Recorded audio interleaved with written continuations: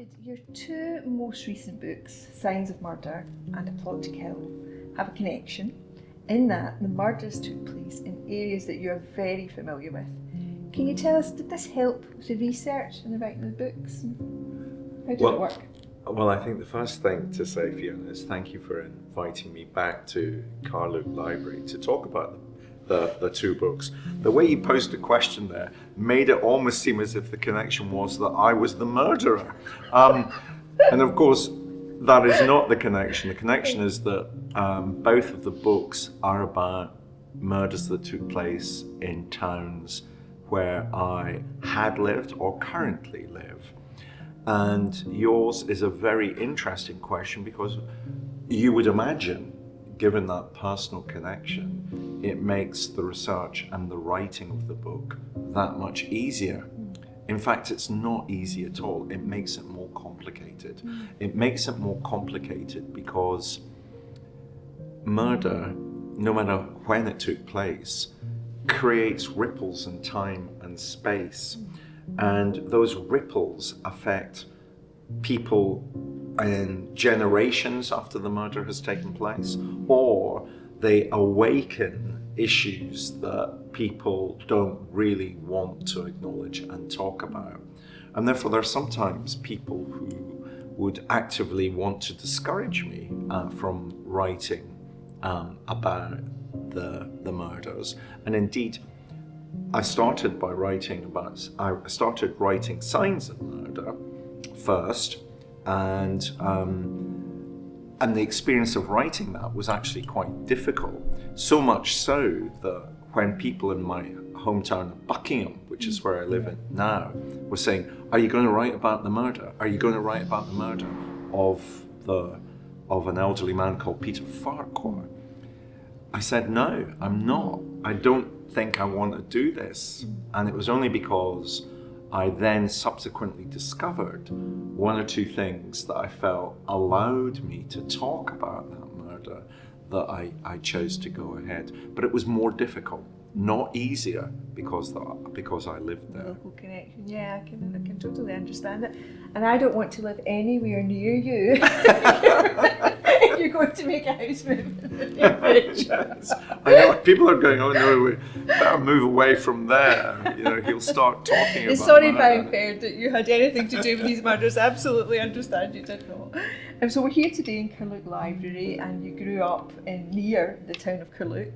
And I know you've done some of your research for your recent book, Signs of Murder, here in the library. Can you just maybe tell us a wee bit about how libraries have played a part in your success? They are hugely important. They're hugely important not just on a personal level about allowing me to embark on the journey that I've made as an academic, as a writer, as a TV presenter. Libraries are simply important for communities. So it doesn't matter so much about, and I'm very happy to talk about the importance of the old Rankin Library in terms of my own success, but libraries are important for communities. If you want communities to survive, they need places such as libraries where they can come together, where they can, I think it was Andrew Carnegie that once said that libraries were an oasis in a desert. And that holds true. And one of the greatest sadnesses over the period of time from researching Signs of Murder to its publication, the research for A Plot to Kill, its publication, has been so many libraries have closed. Yeah. And that's a great and terrible pity.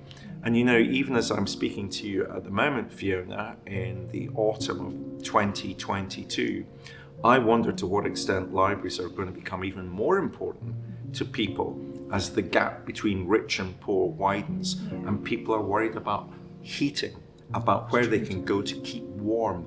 And I bet libraries play a role in that over the coming months. I grew up in Carluke as a little boy. One of the first places I remember being brought by my parents was to the old Rankin Library.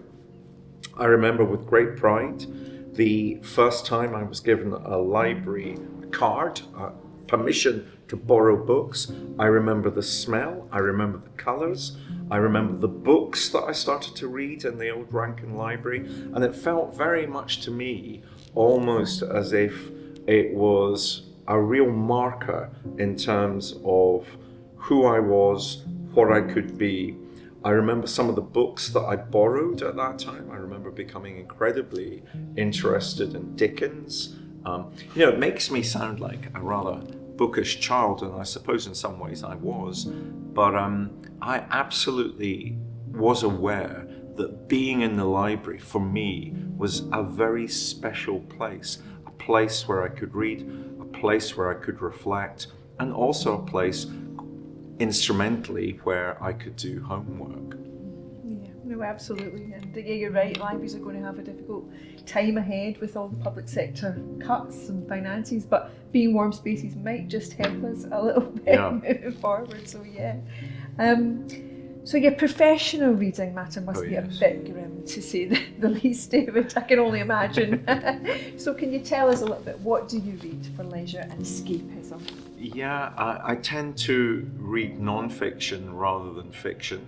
Although the most recent book I finished is Marcel Theroux's The Sorcerer of Pyongyang, and I read that partly because Marcel and I are going to be doing a TV documentary together, and he had very kindly read Signs of Murder and a Plot to Kill, so I thought I'd better read his latest novel, which I thoroughly enjoyed. Currently, I'm rereading the very early series of Agatha Christie novels. I'm reading quite a lot about Tommy and Tuppence, who are first introduced as characters in 1922. And so I'm following the novels of Tommy and Tuppence, partly because that is going to, I think, form some of the background to not my next book, which is to be published, but the book after that. So some ways, is that pleasure or is that work? I'm not sure. But I'm enjoying reading quite a lot of Agatha Christie's stuff. And I've also just finished the Lucy Worsley biography of Agatha Christie, which again I thought was a great read. So the sort of private reading and the professional reading overlap quite a bit. Yeah. Yeah, they do, yeah. Professor Wilson, thank you very much. That's all the questions I have for you. Appreciate it. Well, thank you very much for inviting me back to Carluke, and I'm really looking forward to tonight's event. Me too. Thank you.